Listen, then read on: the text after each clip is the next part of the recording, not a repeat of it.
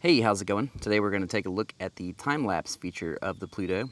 As you can see, my phone is propped up on a car tire. I'm trying to get my mic out of the wind and this phone out of the sun so that you can see it. Hopefully the quality isn't too terrible.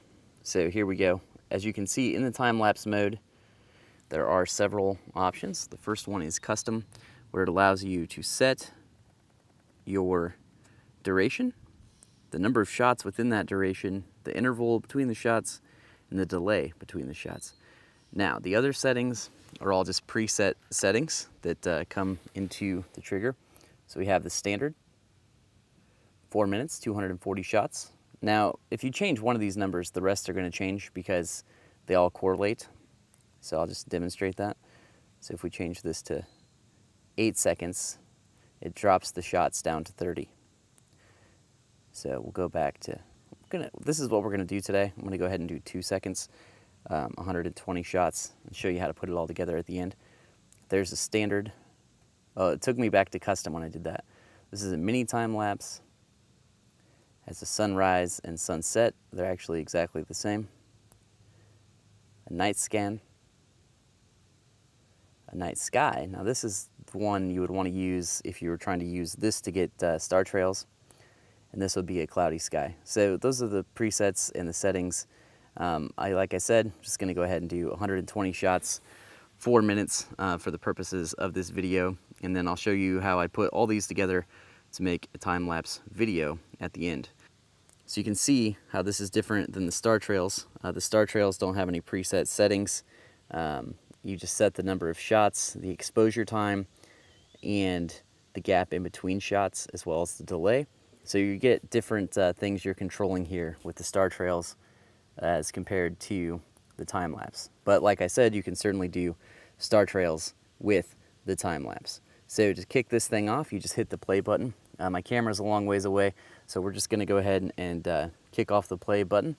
And when this thing is done running its program, I'll import these into the computer, and that's probably when I'll see you again. Okay, I'm back. We have our images for our time lapse. Again, I'm going to assume you know how to get them here into Photoshop. I use Photoshop because with the Photoshop CC, it's $10 a month and you get constant updates, full featured. There's really no reason, in my mind, to not have it for such a low cost.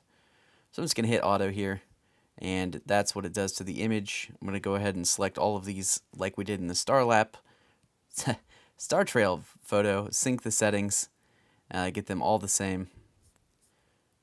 And then once that has run its course, I'm going to go ahead and just save these images as JPEGs in a different folder. So I have a folder set up already within the same folder where the raw files are. I'm just going to have, let's see. Okay, it looks like we're all good and set up there with the naming. So just go ahead and save all these and then push done, and it will run its course. Okay, now that we have those files saved, we're going to go ahead and open those up here in Photoshop. So we'll just go to File, Open. Then we'll select the folder that has them in it.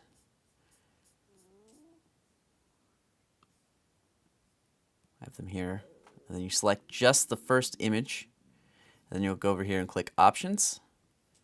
And then Image Sequence. And then you push Open. So you want to keep it at 24 frames per second. That all looks good to me. Press OK. And then you let Photoshop do its magic. And you should have a completed time lapse. Okay, now that Photoshop has done its magic, you just go here to File, Export, Render Video, and it's going to work a little bit. It's going to initialize it, brings up the save box here, so go ahead and title this Time Lapse, and go ahead and render it. So here's our time lapse. It's only 4 seconds long. So all of that work for 4 seconds. I'm just going to let it keep looping while I talk to you a little bit here. So as you can see, it moves quite quickly. That's due to the 2-second shots in between shots. At the end here, I'll put one where I had 10 seconds in between shots. Now this one at the end was a time lapse of 20 minutes with 10 seconds in between shots, so it's only 7 minutes long or 7 seconds long. But as you can see, time lapse are pretty cool. You can use them in your projects. The Pluto Trigger does a fantastic job of making it simple.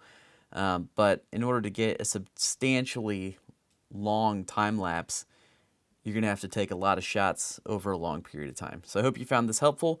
If you have any questions, feel free to let me know down in the comments. And I'll see you next time. Thanks for watching. Have an awesome day.